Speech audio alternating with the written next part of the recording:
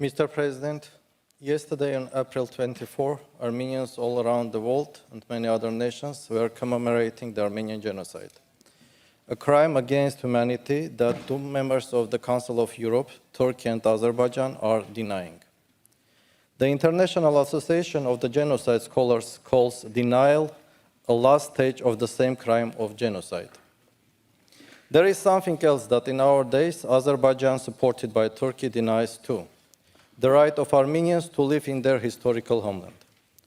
After the 44-day war unleashed by Azerbaijan in fall 2020, the Armenian people in the Republic of Artsakh, Nagorno-Karabakh, has faced a dilemma: continue pursuing their path of independent development and life in dignity, preserving their national identity, or repeat the dire destiny of our compatriots that once lived in what now is part of Azerbaijan and a region by name of Nakhichevan.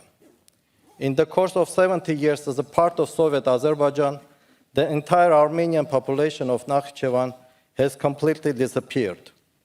Armenian cultural and religious heritage in Nakhichevan have been completely demolished. Now Azerbaijan is trying to force the Armenian of Artsakh to have the same destiny.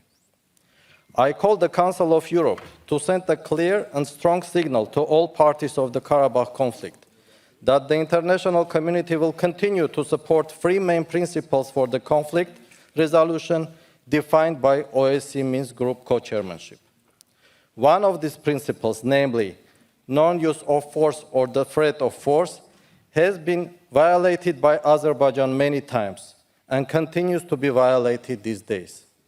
That is why the international community cannot demand the Armenian people of Artsakh to live under the rule of Azerbaijan, that has been carrying out a state policy of ethnic cleansing of Armenians, a state that has unleashed three large-scale wars against them in 3 decades, a state that is trying to rewrite the history of the region in order to deny the mere existence of Armenian heritage and culture, and finally, a state that is not shy to publicly declare territorial ambitions against the Republic of Armenia too. Mr. President, I believe that peace in our region does not have any alternative. For long and sustainable peace, solutions are needed that must be mutually acceptable. The important challenge for our organization is to limit Azerbaijani efforts to secure the silent consent of Europe in its business of denying the right of people of Artsakh to self-determination in exchange of gas and oil.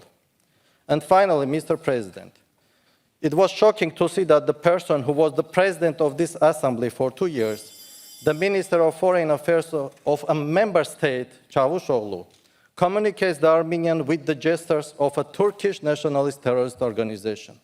Such behavior should be unacceptable and condemned by Council of Europe. And I call to my colleagues from Turkey with the same efforts to recognize the genocide of Armenians. Thank you.